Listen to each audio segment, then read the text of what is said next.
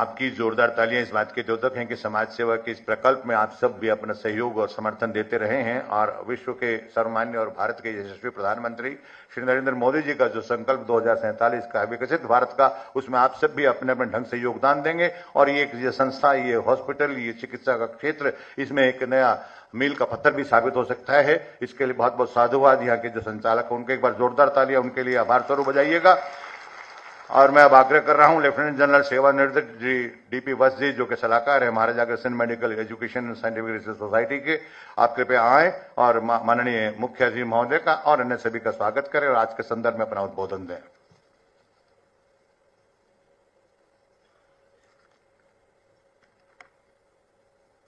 OP Jindal सभागार में उपस्थित देवियों और सज्जनों, मेरा परम सौभाग्य है कि आज मैं फौलाद जैसे मजबूत इरादे और दृढ़ इच्छा शक्ति के स्वामी भारत के यशस्वी गृह एवं सहकारिता मंत्री माननीय श्री अमित शाह जी का अभिनंदन कर रहा हूं।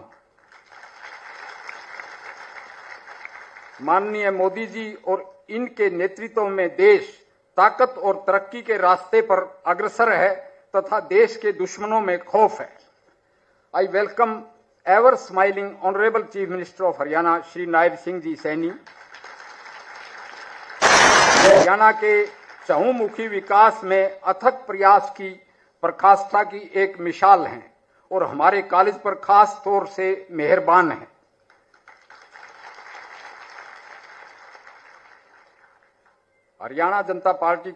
भारतीय जनता पार्टी के प्रदेश अध्यक्ष पंडित मोहनलाल बड़ोली का भी मैं स्वागत करता हूं। हरियाणा के पब्लिक हेल्थ और पीडब्ल्यूडी वर्क्स मंत्री श्री रणबीर गंगवा जी का भी मैं इस्तकबाल करता हूं। हमारी अगर दूरदर्शी स्वास्थ्य एवं मेडिकल एजुकेशन मंत्री माननीय आरती राव जी का मैं अभिनंदन करता हूं। कुरुक्षेत्र लोकसभा से नौजवान सांसद एवं उच्च श्रेणी के स्पोर्ट्समैन नवीन जिंदल जी पर हमें गर्व है, जो इस संस्था के पूर्व प्रधान भी रहे हैं। इस संस्था की अध्यक्ष और ओपी जिंदल ग्रुप की चेयरपर्सन एमिरेटस बहन सावित्री जिंदल, जो कि पूर्व मंत्री रही हैं तथा हिसार से मौजूदा विधायक भी हैं, उनका मैं अभिनंदन करता हूं। इस संस्था के फाउंडर मेंबर और global steel giant and philanthropist Shri Sajjan Jindal ji को मैं खुशामदीद कहता हूं। हमारी पार्टी के प्रदेश महामंत्री सुरेंद्र पूनिया को भी मैं अभिनंदन करता हूं। सभी उपस्थित विधायकगण श्री विनोद भयाना जी, श्री रणधीर पनिहार जी तथा पूर्व सांसद श्रीमती सुनीता दुग्गल जी, पूर्व मंत्रीगण, पूर्व स्पीकर श्री ज्ञानचंद जी गुप्ता, कैप्टन अभिमन्यु जी, डॉक्टर कमल गुप्ता जी का भी मैं अभिनंदन करता हूं। रोहतक के पूर्व मेयर, रोहतक के मौजूदा मेयर, हिसार के मेयर, साथ में श्री मधुसूदन जी अग्रवाल और श्री पवन गर्ग जी, जो यहाँ के जनरल सेक्रेटरी हैं, उनका भी मैं अभिनंदन करता हूं। स्वर्गीय ओपी जिंदल की पुण्यतिथि पे मैं आज श्रद्धा सुमन अर्पित करता हूं और सोसाइटी के पदाधिकारी, सभी उपस्थित गणमान्य अतिथिगण, डॉक्टर, स्टाफ, विद्यार्थीगण, प्रिय भाइयों और बहनों, पत्रकार साथियों, Maharaja Agrasen medical college Agroha public private partnership का एक सफल उदाहरण है, जिसमें संस्था के पुरोधा स्वर्गीय ओपी जिंदल जी ने मैनेजमेंट की 15% सीटें सरकार को ही सौंप दी, क्योंकि महाराजा अग्रसेन जी की यशोभूमि में वो कैपिटेशन फी लेने के हक में नहीं थे। इसलिए ये सारी संस्थाएं वर्तमान में सरकार की अमानत हैं और अग्रवाल समाज इसमें सिर्फ दान देता है। आज का दिन हमारे लिए किसी त्योहार से कम नहीं है। यह अवसर सिर्फ एक लोकार्पण कार्यक्रम भर नहीं है, बल्कि हमारा महान सांस्कृतिक और सामाजिक विरासत का उत्सव है। हम धन्य हैं कि इस ऐतिहासिक अवसर के साक्षी बन रहे हैं, जब हमारे अग्र समाज के प्रेरणा स्रोत, समाजवाद और समरसता के प्रतीक महाराजा अग्रसेन जी की भव्य प्रतिमा का लोकार्पण माननीय गृह मंत्री श्री अमित शाह जी ने आज अपने कर कमलों से किया। और साथ में आईसीयू का लोकार्पण और पीजी हॉस्टल का शिलान्यास भी इस मेडिकल कॉलेज की तरक्की में एक मील का पत्थर होगा। ये राजस्थान, हरियाणा और पंजाब का सीमावर्ती इलाका है और इस मेडिकल कॉलेज पे करोड़ों पेशेंट डिपेंडेंट हैं, खासकर रूरल पुअर। उसमें मैं मुख्यमंत्री जी का आभारी हूं कि सुपर स्पेशलिटी ब्लॉक उन्होंने सैंक्शन किया और कैंसर हॉस्पिटल की भी सख्त जरूरत है, जिसको मधुसूदन जी अग्रवाल स्पॉन्सर करना चाहते हैं 50% में। मैं सभी से दरखास्त करूंगा और माननीय गृह एवं सहकारिता मंत्री अमित शाह जी के ब्लेसिंग्स की भी रिक्वेस्ट करूंगा कि साइंटिफिक एडवांसमेंट को मद्देनजर रखते हुए इस इंस्टीट्यूट को एम्स की राह पे बढ़ाएं। धन्यवाद। जय महाराज अग्रसेन। धन्यवाद जनरल साहब, आपने माननीय मुख्य अतिथि महोदय का स्वागत किया है और यहाँ की जरूरत पर थोड़ा संक्षेप में प्रकाश डाला है। एक नाम आप भूल नहीं गए, बाद में लेना चाह रहे थे, आदरणीय दुड़ाराम जी विधायक महोदय का।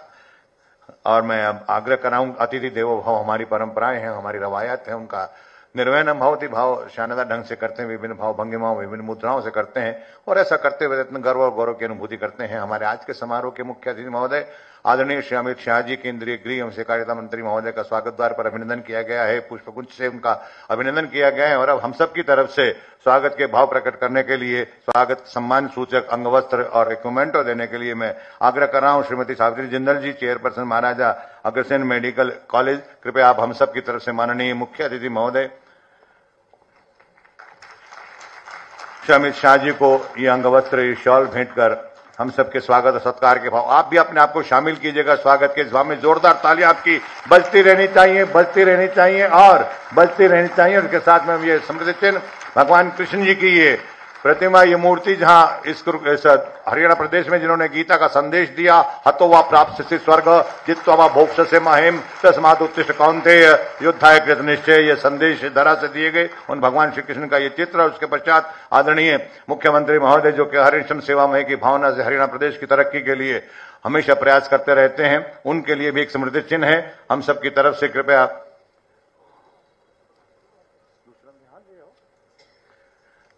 आग्रह कर रहा हूं मान्यवर श्री नवीन जिंदल जी सांसद महोदय, कृपया आप माननीय मुख्यमंत्री महोदय को हम सबकी तरफ से ये अंगवस्त्र, ये शॉल भेंट करें स्वागत स्वरूप और स्मृति चिन्ह दें।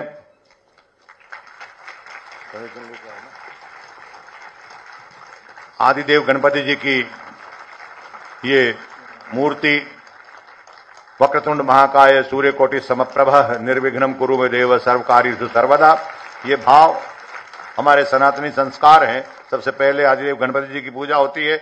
और आइए एक और माध्यम अतिथि के स्वागत सत्कार के लिए मैं आग्रह कर रहा हूं श्रीमती सावित्री जिंदल जी, महाराजा अग्रसेन मेडिकल एजुकेशन सोसाइटी के आप चेयरपर्सन हैं, कृपया आप आए। माननीय मुख्य अतिथि महोदय श्री अमित शाह जी का और उनके साथ पधारे अन्य महानुभावों का स्वागत करें, अभिनंदन करें और आप सब एक बार फिर जोरदार तालियां बजाएं।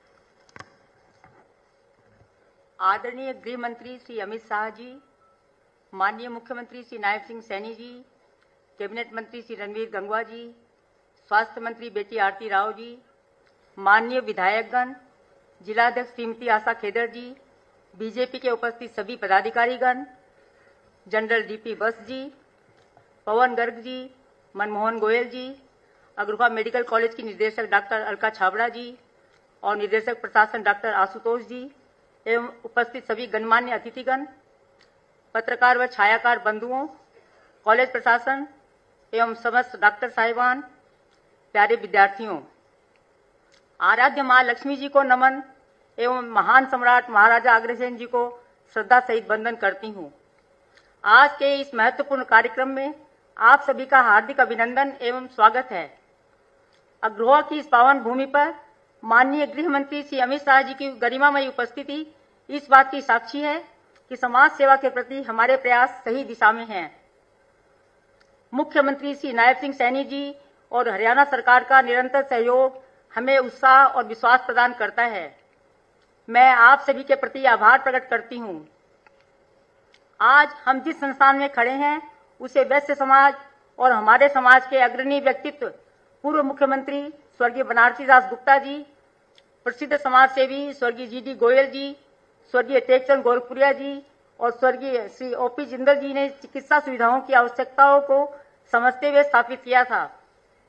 आज यह न केवल लाखों रोगियों को चिकित्सा सेवा प्रदान कर रहा है, बल्कि युवाओं को उच्च स्तरीय मेडिकल शिक्षा भी दे रहा है। यह कॉलेज आज उत्तर भारत का एक प्रमुख चिकित्सा केंद्र बन चुका है। आज हम सब इस पुण्य भूमि पर एक ऐतिहासिक क्षण के साक्षी बन रहे हैं। यह संस्थान महाराजा अग्रसेन जी की करुणा, सेवा और त्याग के आदर्शों की सजीव मिसाल बना है। अग्रवाल मेडिकल कॉलेज में उनकी भव्य प्रतिमा का अनावरण हमारे इतिहास, संस्कृति और मूल्य परंपरा का प्रतीक है। हमें गर्व है कि माननीय श्री अमित शाह जी के कर कमलों से आज इस मेडिकल कॉलेज में आईसीयू का उद्घाटन और पोस्ट ग्रेजुएट विद्यार्थियों के लिए हॉस्टल की आधारशिला रखी जा रही है। यह चिकित्सा क्षेत्र में भावी पीढ़ी के लिए एक मील का पत्थर साबित होगा। हम अग्रोहा की इस पावन भूमि को देश का 5वां धाम मानते हैं। मुख्यमंत्री जी के मार्गदर्शन में यहाँ खुदाई का कार्य आरंभ हो चुका है, जिससे महाराजा अग्रसेन जी की दिव्य विरासत और सांस्कृतिक गौरव पुनर्जीवित होंगे। इसके लिए मैं माननीय मुख्यमंत्री जी और हरियाणा सरकार को हृदय से धन्यवाद देती हूँ। महाराजा अग्रसेन जी की प्रतिमा का अनावरण केवल एक आयोजन नहीं, बल्कि एक संकल्प है, सेवा और समर्पण के मार्ग पर चलकर राष्ट्र को नई दिशा देने का। यहाँ कैंसर अस्पताल का निर्माण भी इसी दिव्य भावना की अभिव्यक्ति है। आपके नेतृत्व में राष्ट्रीय स्तर पर सामाजिक और सुरक्षा सुधारों के जो परिवर्तन हुए हैं वे प्रशंसनीय हैं। मैं इस अवसर पर आदरणीय मोदी जी को भी धन्यवाद ज्ञापित करना चाहती हूं कि अग्रोहा को रेल मार्ग से जोड़ने की स्वीकृति देकर उन्होंने हरियाणा के बड़े सपने को साकार किया है। मैं गर्व से कह सकती हूं कि आप जैसे दूरदर्शी नीति निर्माता के नेतृत्व में हमारे देश का भविष्य उज्जवल है। अंत में मैं उन सभी शिल्पकारों और कलाकारों का आभार व्यक्त करती हूं जिन्होंने अपनी मेहनत से महाराजा अग्रसेन जी की प्रतिमा को आकार दिया। आप सभी महानुभावों की उपस्थिति के लिए मैं हृदय से आभार व्यक्त करती हूं। जय हिंद, जय भारत, जय अग्रोहा धाम।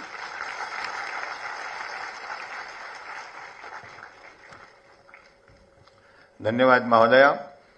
आपने माननीय मुख्य श्री महोदय का स्वागत किया है और आज के संदर्भ में अपना उद्बोधन दिया है। आदरणीय जनरल वत्स जी ने एवर स्माइलिंग फेस के बारे में जो जिक्र किया था वो आज मैं आपको बता रहा हूं। हमेशा जन कल्याण की बातों को सोचना, उनके लिए नीति निर्धारण करना, उनके लिए क्रियान्वयन करना, और जब उस क्रियान्वयन के माध्यम से आम जनमानस को फायदा होता, लाभ मिलता है, तो उनके दिल में जो सुकून आता है वो उनके चेहरे की खुशी के माध्यम से झलकता है। ऐसे हंसमुख और हमेशा क्रियाशील मुख्यमंत्री महोदय जो 3 इंजनों के साथ हरियाणा प्रदेश के विकास के रथ को बहुत आगे बढ़ा रहे हैं। मेरी विनती है मान्यवर आज के समारोह अध्यक्ष महोदय श्री नायब सिंह सैनी जी, मुख्यमंत्री हरियाणा, कृपया अपना संबोधन ने जोरदार तालियां उनके लिए बजाइए।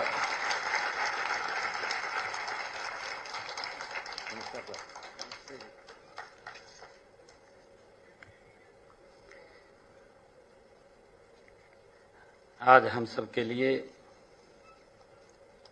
बहुत ही गौरव का दिन है। हमारे बीच में भारत सरकार के गृह मंत्री परमादरणीय अमित शाह जी, जिन्होंने आज इस मेडिकल कॉलेज को और आगे बढ़ाते हुए महाराजा अग्रसेन जी की दूरदर्शी सोच को और प्रबल करते हुए आज महाराजा अग्रसेन जी को यहाँ स्थापित किया है। हम सब परम सौभाग्यशाली हैं कि उनकी प्रेरणा हमें लगातार उस रास्ते पर आगे बढ़ते हुए हम सब का मार्गदर्शन करती रहेगी।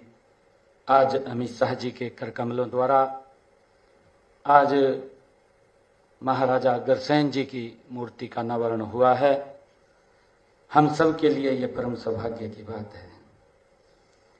आज हमारे बीच में हमारे भारतीय जनता पार्टी के प्रदेश के माननीय अध्यक्ष मोहनलाल कौशिक जी, हिसार से हमारी विधायिका श्रीमती सावित्री जिंदल जी, कुरुक्षेत्र से हमारे सांसद नवीन जिंदल जी, हमारी हरियाणा सरकार में मेरे साथ सहयोगी मंत्री कैबिनेट मंत्री श्री कुमारी आरती राव जी, जन स्वास्थ्य मंत्री आदरणीय रणवीर गंगवा जी, हमारे पूर्व में राज्यसभा के माननीय सांसद रहे जनरल डीपी वत्स जी, हमारे हांसी के विधायक विनोद भ्याणा जी, नलवा से हमारे विधायक रणधीर पनिहार जी, हमारे जिला हांसी के अध्यक्ष अशोक सैनी जी, जिला हिसार के माननीय अध्यक्षा श्रीमती आशा खेदड़ जी, प्रदेश की हमारी महामंत्री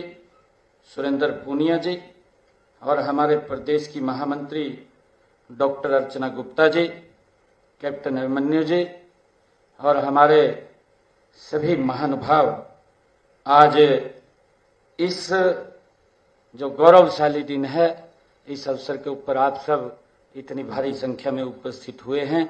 आप सबको दोनों हाथ जोड़ करके राम राम करता हूं। आज का समय, स्थान और अवसर ये अद्भुत संगम है। कल से ही मां भगवती के नवरात्रों का आरंभ हुआ है और नववर्ष की भी शुरुआत हुई है। मैं आप सभी को मां दुर्गा के नवरात्रों व नववर्ष की आप सबको हार्दिक बधाई और शुभकामनाएं देता हूं। आज के स्थान का बड़ा महत्व है। महाराजा अग्रसेन जी का यह अग्रोहा धाम, आज का अवसर भी बड़ा महान है। समाजवाद, राष्ट्रीय एकता, अहिंसा और मानव सेवा की प्रतिमूर्ति महाराजा अग्रसेन की प्रतिमा का आज अनावरण हुआ है।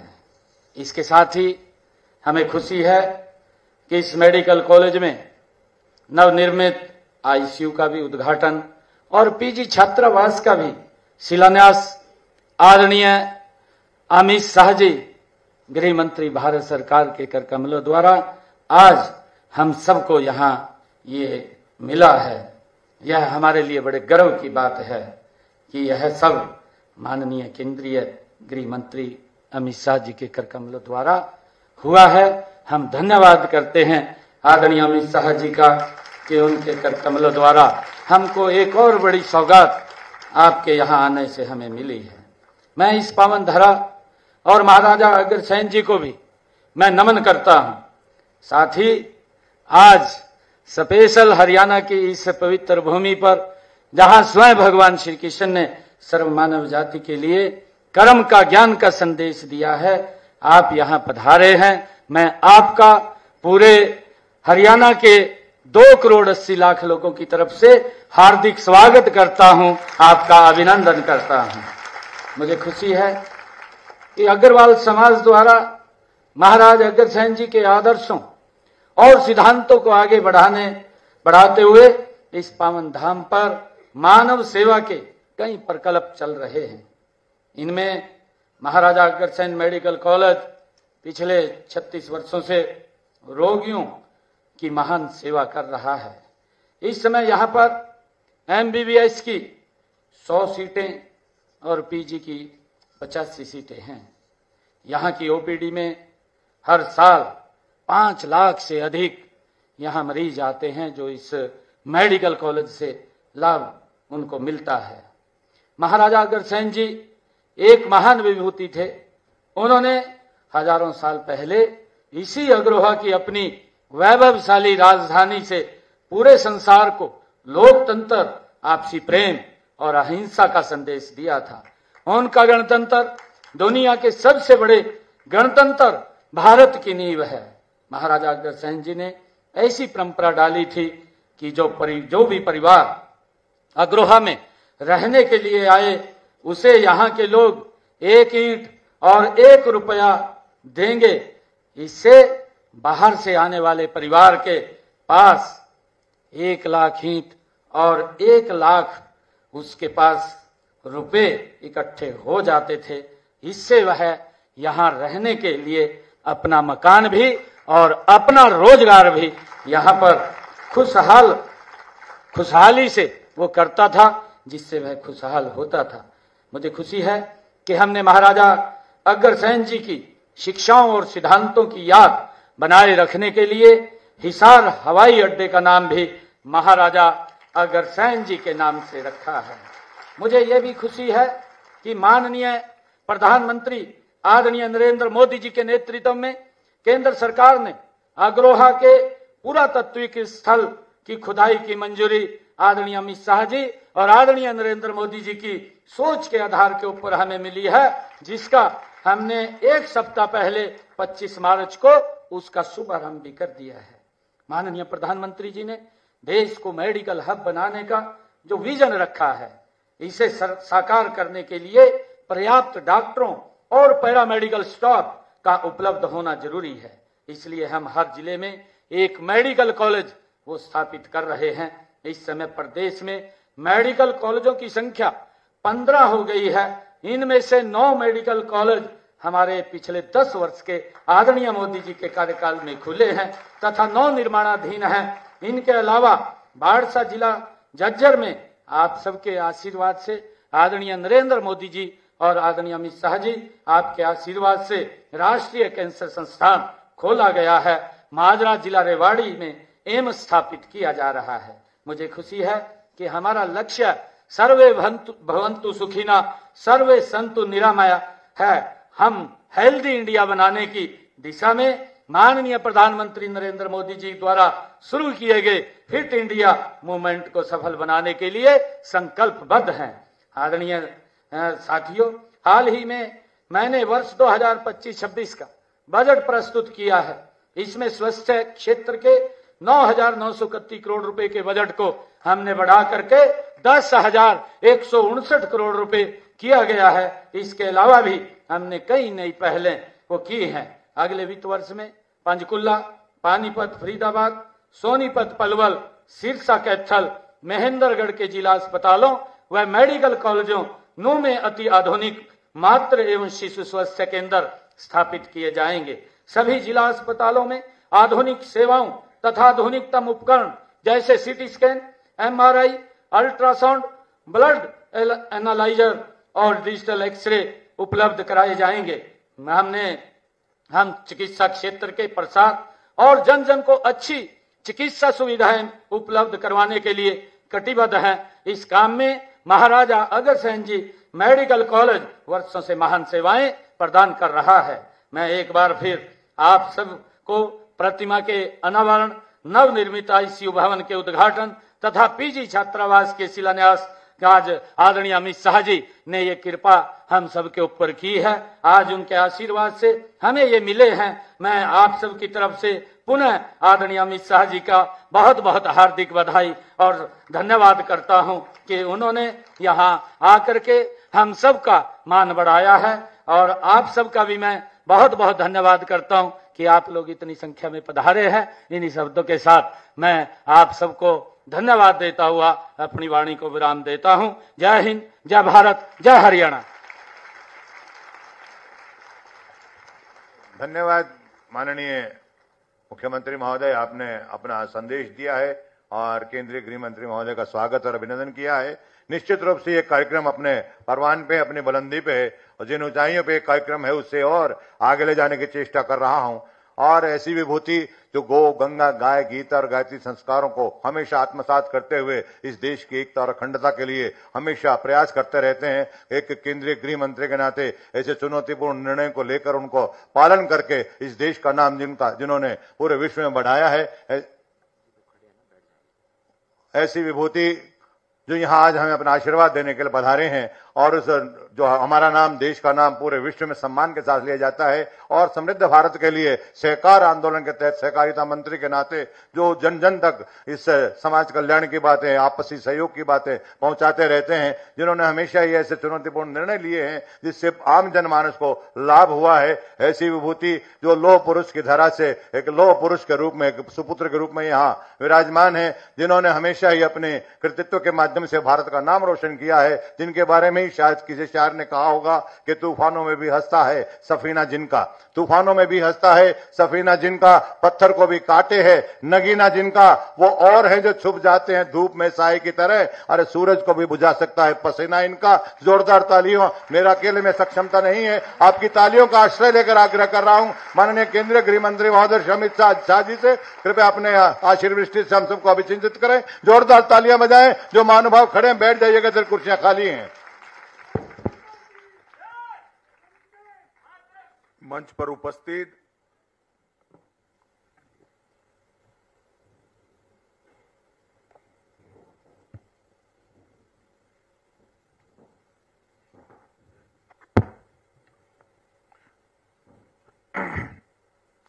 उपस्थित श्रीमान नायब सैनी जी, मुख्यमंत्री हरियाणा प्रदेश, इस संस्था की अध्यक्षा और हिसार की विधायक श्रीमती सावित्री जिंदल जी, श्री रणबीर गंगवा जी, बहन आरती राव जी, हमारे प्रदेश अध्यक्ष पंडित मोहनलाल बडोली जी, कुरुक्षेत्र के सांसद श्री नवीन जिंदल जी, हमारे पूर्व सांसद और इस संस्थान में एडवाइजर लेफ्टिनेंट जनरल डीपी वत्स जी, विधायक हांसी विनोद भयाना जी और आज के कार्यक्रम में आए हुए प्यारे भाइयों बहनों और विशेषकर युवा विद्यार्थी मित्रों, आप सभी को नमस्कार, राम राम। आज एक प्रकार से मेरे लिए सौभाग्य का विषय है कि जहां गीता को गाया गया, ये पुण्य भूमि पर, जहां देश की सुरक्षा के लिए महाबलिदान हुए, ये पानीपत की भूमि पर, हरियाणा की भूमि पर आज महाराजा अग्रसेन की एक भव्य और उत्तुंग प्रतिमा का लोकार्पण मेरे हाथ से हुआ है। ये मेरे लिए सौभाग्य की बात है। हरियाणा की ये भूमि ने चिर पुरातन काल से इस देश की संस्कृति को, इस देश के संस्कार को और इस देश की परंपराओं को आगे बढ़ाने का काम किया है। महाभारत काल से लेकर आजादी के संग्राम से लेकर आजादी के बाद के 76 साल में हरियाणा का योगदान हमेशा एक छोटे प्रदेश के रूप में सीमांकन होने के बाद भी देश के बड़े बड़े राज्यों से बहुत ज्यादा रहा है। इसलिए मैं सभी धाकड़ हरियाणा के भाइयों बहनों को बहुत बहुत अभिनंदन करना चाहता हूं। मित्रों, आज महान गुरुओं की परंपरा में सिखों के दूसरे गुरु अंगद देव जी की भी जन्मतिथि है। सिख पंथ की गुरु परंपरा ने, जब एक समय था कि देश के अंदर मूल संस्कृति ही समाप्त हो जाएगी, तब बाबर से लेकर औरंगजेब तक 10 गुरुओं ने संघर्ष कर हमारी परंपराओं को लचीला भी बनाया, पुनर्जीवित भी किया और जहां जरूर पड़ी वहां बलिदान देकर संघर्ष करने का काम भी किया। और इतिहास जो जानते हो सभी जानते हैं कि सिख गुरुओं की ये महान बलिदान ने ही आज हमें हमारे मूल रूप में यहां पर हमारा अस्तित्व टिका है। उसमें सिख पंथ के 10 गुरुओं का बहुत बड़ा योगदान है। मैं मनपूर्वक गुरु अंगद देव जी को प्रणाम कर मेरी बात की शुरुआत करता हूं। आज स्वर्गीय ओपी जिंदल जी की भी पुण्यतिथि है। ओपी जिंदल जी इस प्रदेश के बड़े राजनेता रहे। देश भर के अग्रणी उद्योगपतियों में भी उनका नाम आज भी सम्मान के साथ लिया जाता है। परंतु ये सब के साथ साथ वैश्य समाज में जन्मे इसके संस्कार के अनुरूप लाभ से पहले लोक की चिंता, मुनाफे के पहले समाज की चिंता और कारोबार से पहले करुणा का भाव, ये दोनों सिद्धांतों को ओपी जिंदल जी ने प्रतिपादित किया था। और इसी का सुफल है कि आज इतना बड़ा अस्पताल, जहां करीब करीब 5 लाख लोग ओपीडी में सेवा लेते हैं, लगभग हर साल 180 के आसपास बच्चे यहां से मेडिकल स्नातक और अनुस्नातक होकर आगे बढ़ते हैं और कई सारे रोगियों को अनेक प्रकार के गंभीर रोगों की सबसे आधुनिक चिकित्सा व्यवस्था आज महाराज अग्रसेन की ये भूमि पर हुई है। वो ओपी जिंदल ने डाली हुई नींव का ही कारण है। आज यहां पर महाराज अग्रसेन की मूर्ति के साथ साथ नवनिर्मित आईसीयू का भी लोकार्पण किया गया, पीजी छात्रावास का शिलान्यास रखा गया और एक प्रकार से इस संस्थान को आगे बढ़ाने के लिए एक और कदम आगे बढ़ने का काम हुआ है। मित्रों, आज महाराजा अग्रसेन का भव्य प्रतिमा का अनावरण हुआ है। मैं इतिहास का विद्यार्थी हूं।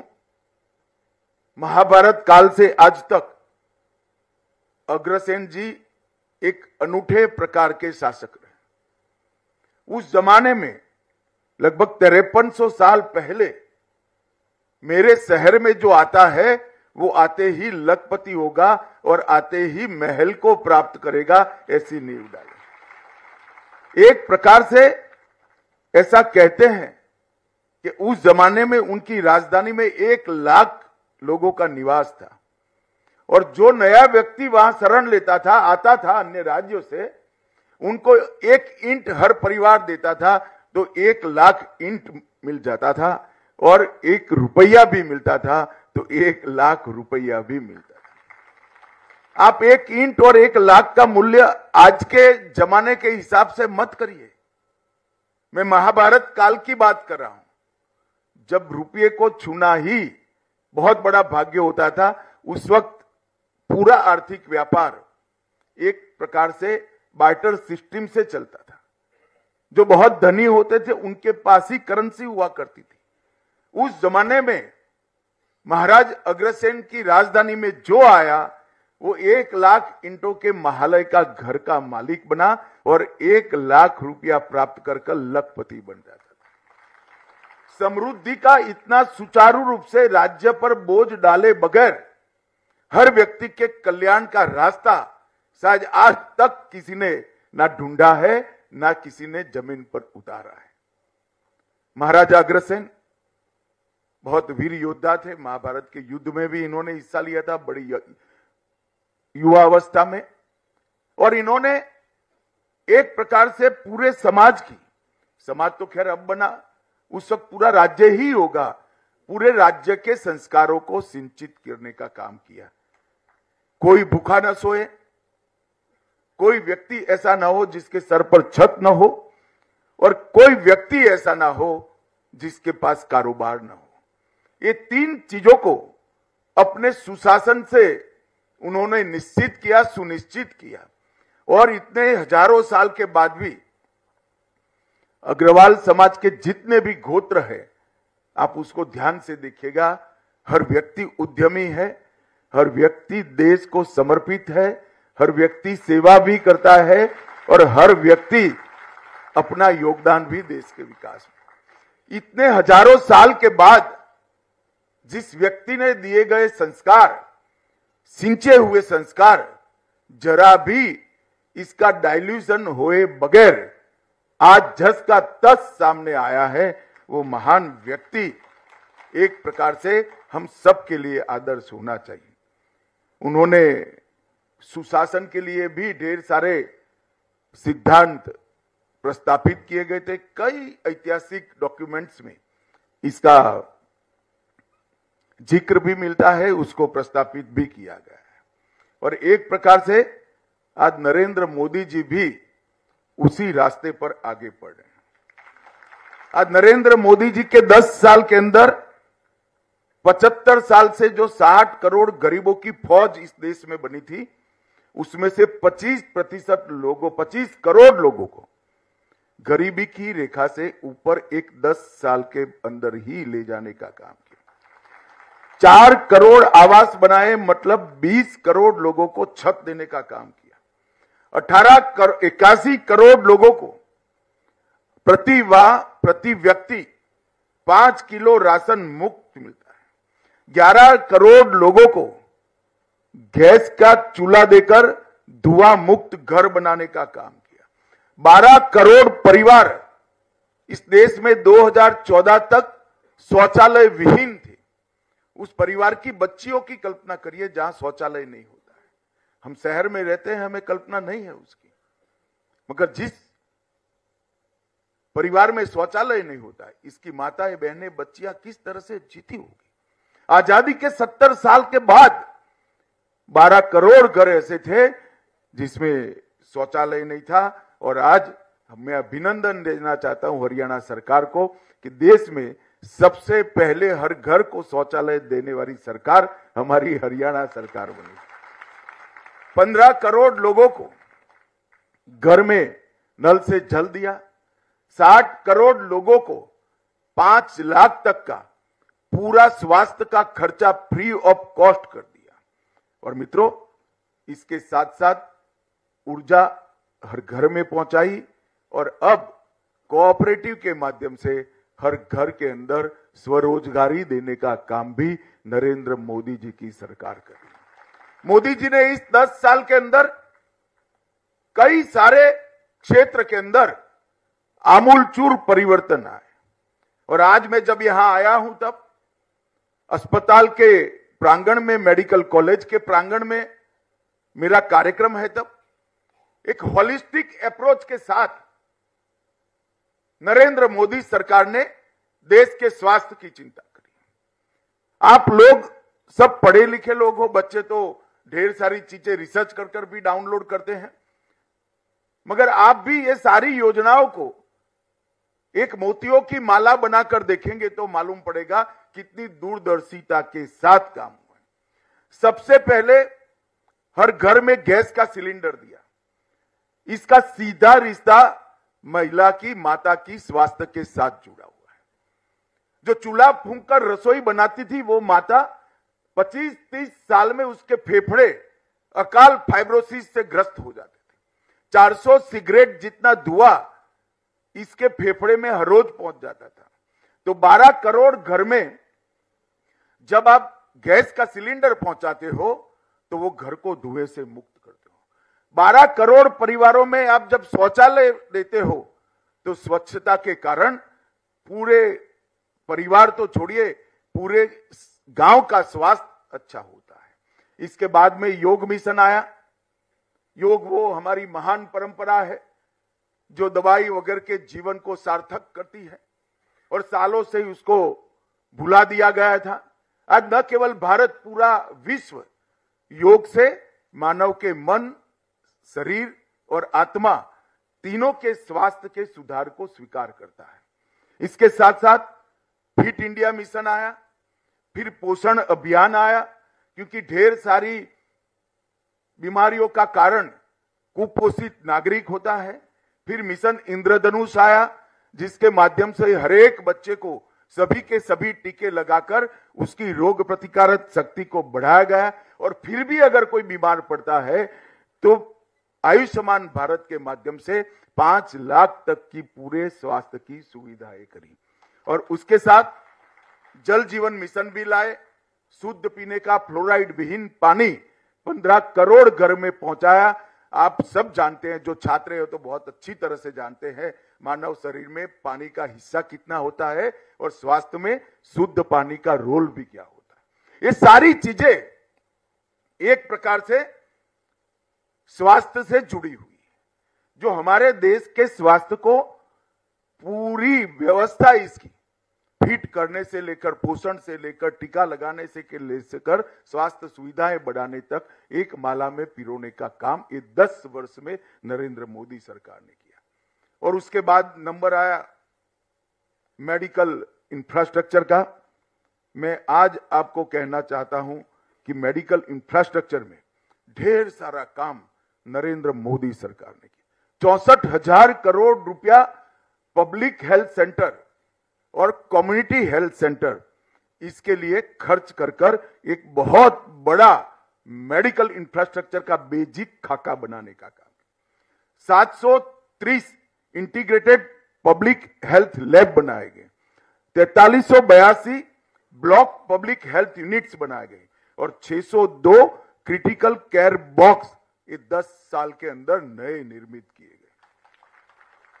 ये जब हो जाता है तो दिखता नहीं है, मगर करने में बड़ा व्यय होता है। 13-14 के भारत सरकार के बजट में 37,000 करोड़ स्वास्थ्य के लिए बजट था और 25-26 के करोड़ बजट में 1,37,000 करोड़ है। 1 लाख करोड़ की वृद्धि सालाना नागरिकों के स्वास्थ्य के पीछे हुई है। और आज मैं मेडिकल कॉलेज में आया हूं तब भी बताना चाहता हूं, हमारे यहां जब मोदी जी प्रधानमंत्री बने तब देश में 7 एम्स थे। ये 7 में से 6 भी अटल जी के टाइम में बने थे। कांग्रेस के टाइम में एक ही राजकुमारी अमृत कौर बनाकर गई थी। इसके बाद 6 एम्स अटल जी ने बनाए और आज 2024 में 23 एम्स है। वो बताता है कि कितनी व्यवस्थाएं बढ़ी। मेडिकल कॉलेजों की संख्या 387 थी और इससे बढ़कर 2 गुना होकर 766 हुई। 51,000 MBBS की सीटें थी बच्चों के लिए और 1,15,000 सीटें हो चुकी है और 85,000 सीटें ये 5 साल में हम बढ़ाने वाले हैं।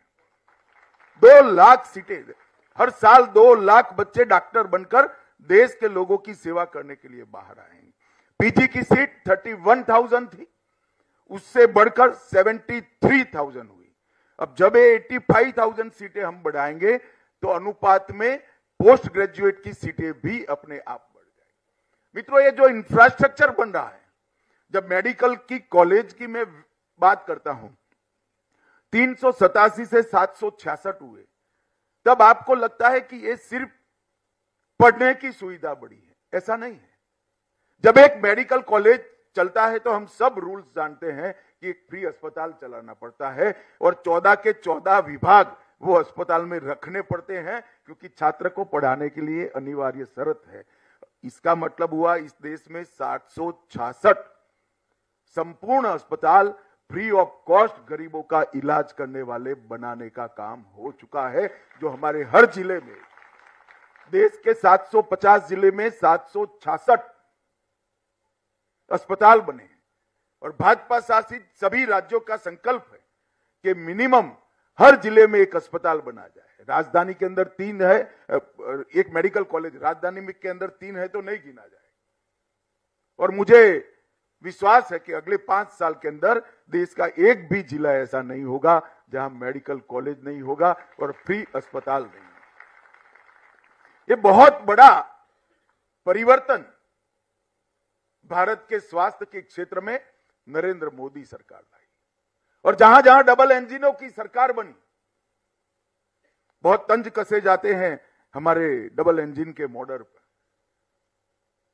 कैसा कैसे हो सकता है? ऐसा ही होता है, क्योंकि एक समान विचार की पार्टी के लोग जब सिद्धांतों के आधार पर राजनीति करते हैं तो ऐसा ही होता है। इसका बेस्ट उदाहरण है तो हमारा हरियाणा है। ये हरियाणा में सबसे बड़ी बदनामी होती थी नौकरियों के अंदर करप्शन, जातिवाद के कारण।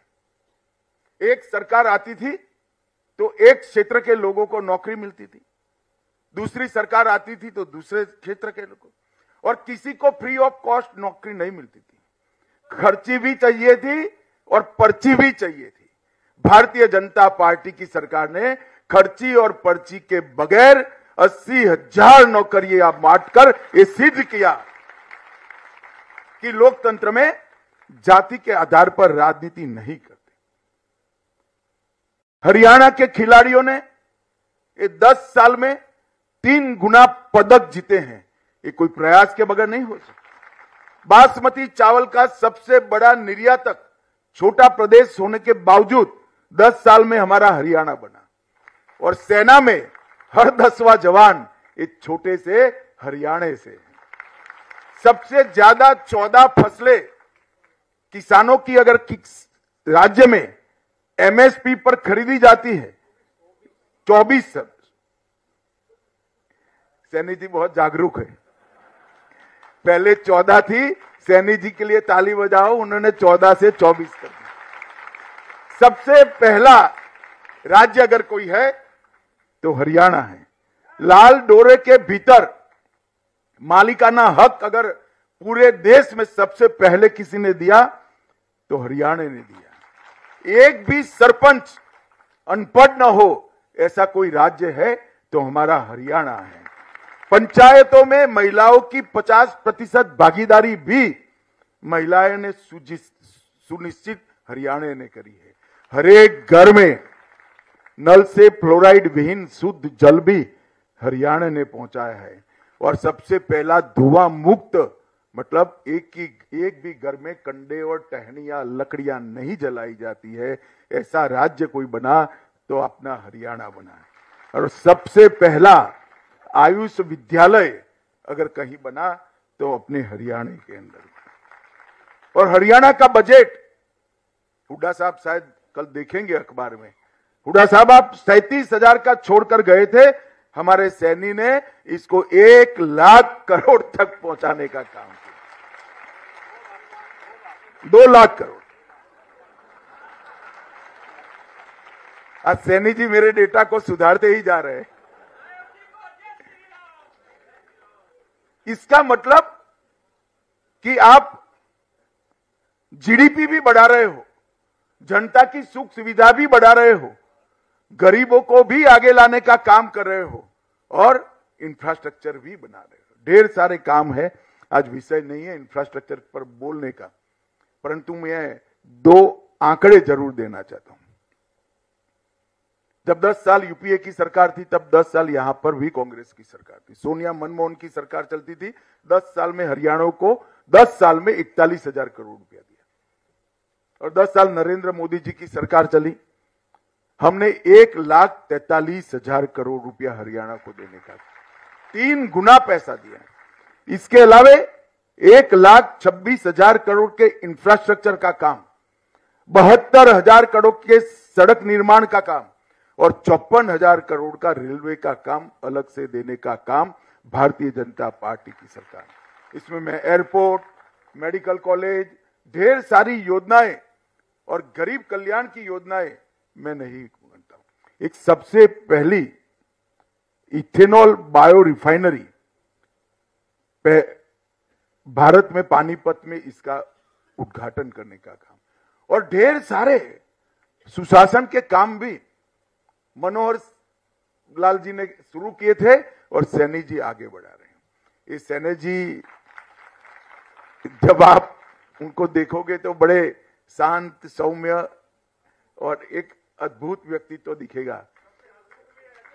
हंसमुख तो है ही, पर इसके साथ साथ कठोर प्रशासक भी है। प्रशासन पर पूरी उसकी पकड़ है।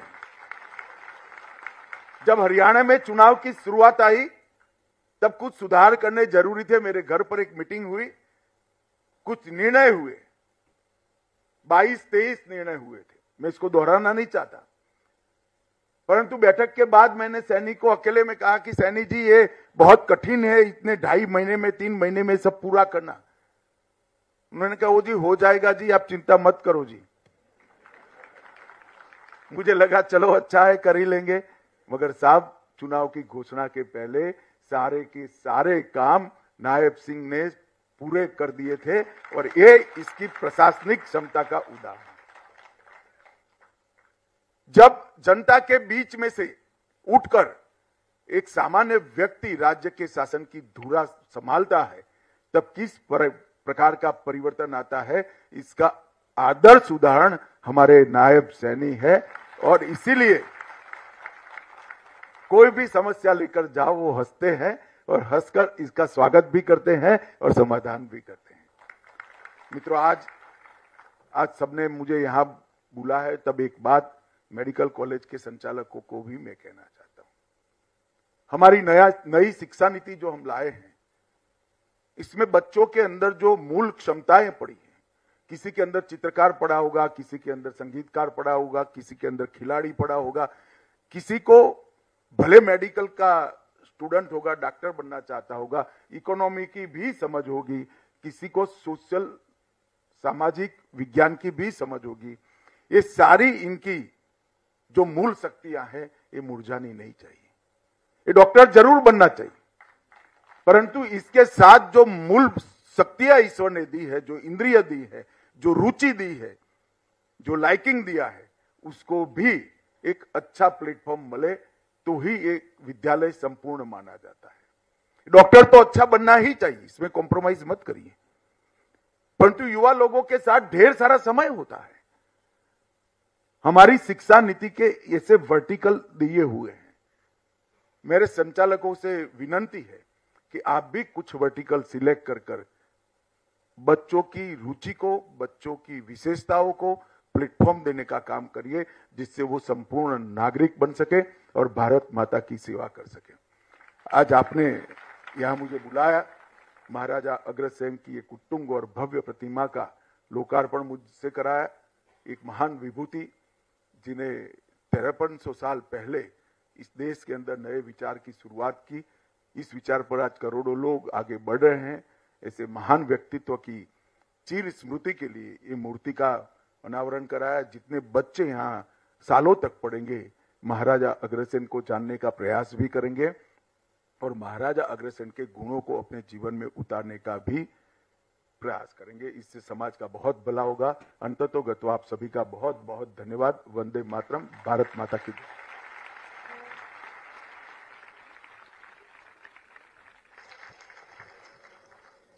धन्यवाद मान्यवर, आपने भरपूर आशीर्वाद दिया है और हमें जो नई ऊर्जा दी है, हरियाणा सरकार को ही नहीं है, पूरे हरियाणा प्रदेश को, उसके लिए हम आपके कोटिशा आभारी हैं। और विधिवत रूप से आभार व्यक्त करने के लिए हमारे युवा सांसद श्री नवीन जिंदल जी से मेरी विनती है, कृपया आप आए, माननीय केंद्रीय गृह मंत्री जी का, माननीय मुख्यमंत्री जी का और अन्य सभी मेहमानों का आभार व्यक्त करें। भारत माता की।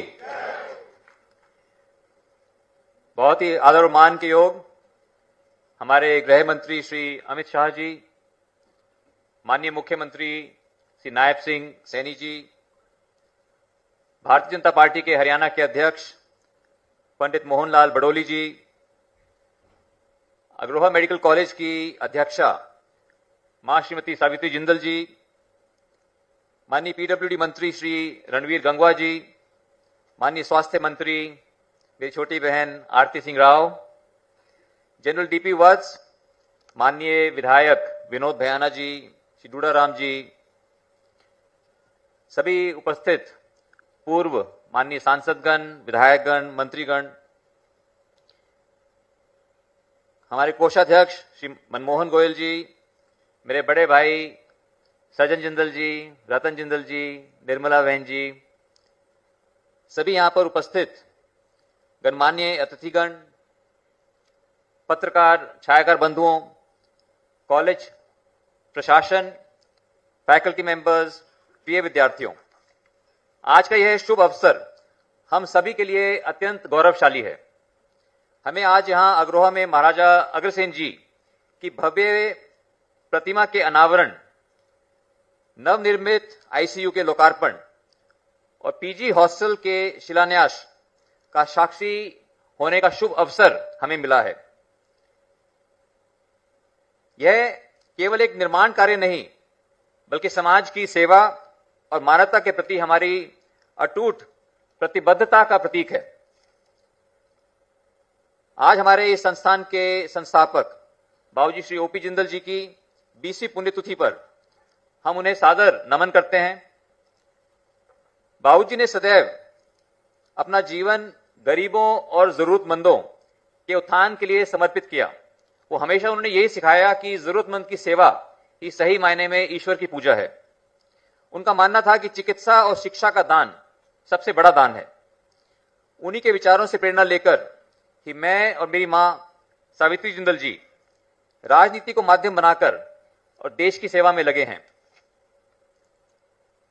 हम महाराजा अग्रसेन मेडिकल कॉलेज को एक सुपर स्पेशलिटी सेंटर बनाने की दिशा में आगे बढ़ रहे हैं। हमारा अगला बड़ा लक्ष्य अब हरियाणा सरकार और अग्र समाज के योगदान से एक अत्याधुनिक कैंसर अस्पताल का निर्माण करना है, ताकि हरियाणा, पंजाब और राजस्थान के मरीजों को समय पर इलाज मिल सके। इस मिशन के लिए हम कटिबद्ध हैं और बहुत ही आभारी हैं हमारे माननीय मुख्यमंत्री नायब सैनी जी के प्रोत्साहन के लिए। साथियों, वैश्य शिरोमणि माननीय गृह मंत्री जी श्री अमित शाह का हम हृदय से आभार व्यक्त करते हैं। आप हरियाणा में हैं, हिसार में, जोरदार ताली बजा करके हम इनका धन्यवाद करें।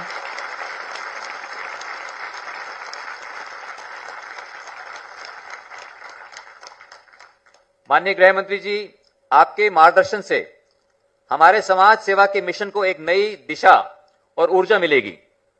आपकी उपस्थिति और जो आपने संदेश दिया है, इससे हम सभी को एक नई प्रेरणा मिली है और हम और अधिक समर्पण और निष्ठा के साथ परोपकार के कार्यों में जुटेंगे।